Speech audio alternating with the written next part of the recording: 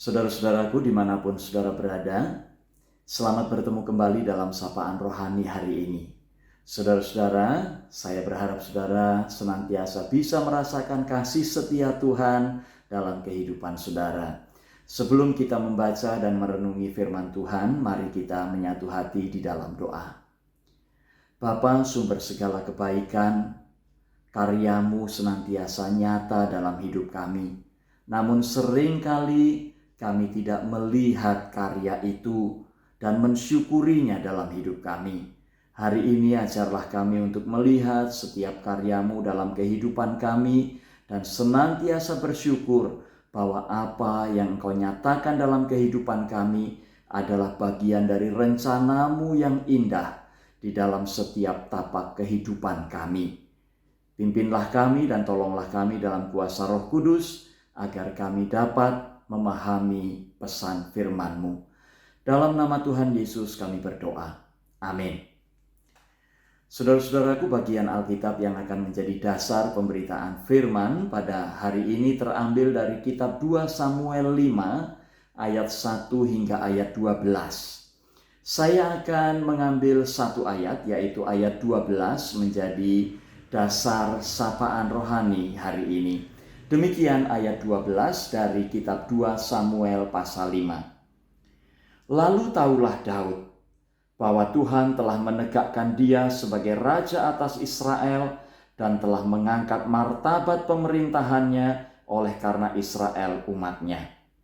Saudara-saudaraku, perjalanan Daud menjadi raja Israel bukan sebuah perjalanan yang mudah, tetapi sebuah perjalanan yang berliku, yang dilalui dalam suka dan duka, dalam kegembiraan dan juga derita. Nah, singkat kata, pada akhirnya Daud menjadi raja atas Israel. Selama 7,5 tahun pertama dia memerintah di Hebron. Namun kemudian dia ingin pemerintahannya semakin besar, dan akhirnya bersama-sama dengan pasukannya dia menyerang orang-orang Yebus masuk ke Yerusalem. Akhirnya dikuasailah Yerusalem dan Daud akhirnya memerintah Israel selama 33 tahun di Yerusalem ditambah dengan 7,5 tahun di Hebron. Saudara, ada hal yang menarik ketika Daud menjadi raja dan mendirikan istananya. Ada hal yang indah yang tidak pernah terpikirkan oleh Daud, tetapi itu terjadi dan itu tersurat di ayat yang ke-11. Hiram, raja negeri Tirus, mengirim utusan kepada Daud dan kayu alas, tukang-tukang kayu dan tukang-tukang batu. Mereka mendirikan istana bagi Daud. Saudara-saudaraku, apa yang terjadi ini tidak pernah dipikirkan oleh Daud. Tidak pernah direncanakan oleh Daud, tetapi terjadi. Dan bagi Daud tidak mungkin itu terjadi tanpa rencana Tuhan. Saudara-saudaraku, demikian juga dalam kehidupan kita. Ada begitu banyak hal yang terjadi di luar apa yang kita rencanakan, di luar apa yang kita bayangkan. Dan itu terjadi untuk kebaikan kita. Itu terjadi memberi jalan keluar pada persoalan kehidupan kita. Saudara, tidak mungkin itu terjadi jika bukan Tuhan yang melakukannya. Oleh karena itu, pada ayat 12 kemudian dikatakan, lalu tahulah Daud bahwa Tuhan telah menegakkan dia sebagai raja atas Israel dan telah mengangkat martabat pemerintahannya oleh karena Israel umatnya.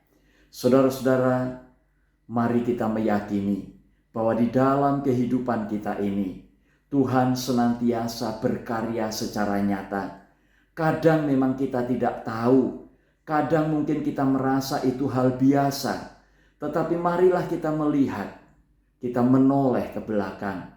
Seperti apa yang tersurat dalam syair lagu, sejenak aku menoleh pada jalan yang telah ku tempuh, kasih Tuhan ku peroleh, membuatku tertegun.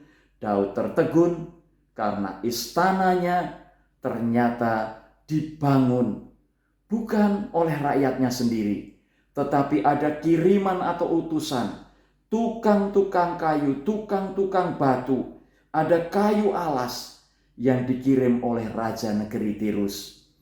Tuhan mengirim banyak orang dalam kehidupan kita untuk ikut campur tangan di dalam persoalan-persoalan kehidupan kita. Maka biarlah kita juga tahu bahwa Tuhan terus berkarya dalam kehidupan kita. Tuhan memberkati saudara. Tuhan memberkati kita semua. Salam.